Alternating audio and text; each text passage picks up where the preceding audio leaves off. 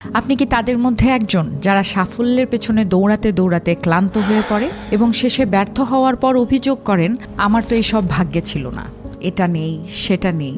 মনে রাখতে ভুলবেন না, এটা শুধু আপনার ক্ষেত্রেই নয়, আমরা সবাই এমনটা করে থাকি।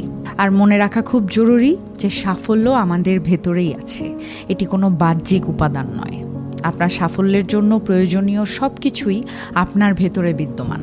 আপনার আরও বেশি সময়ের দরকার নেই, দরকার কম মনোযোগ বিঘ্নকারী উপাদানের। আপনার অনুপ্রেরণার দরকার নেই, দরকার আপনার আত্মার নিয়ন্ত্রণের। আপনার আরও বেশি সম্পদের দরকার নেই, দরকার হলো সম্পদ ব্যবহারের ক্ষেত্রে চাতুর্যপূর্ণের। আপনার ভাগ্যের দরকার নেই, দরকার শুধু প্রস্তুতির। আপনার ব্যস্ত থাকার দরকার নেই, দরকার মনোযোগকে পিন পয়েন্ট করার।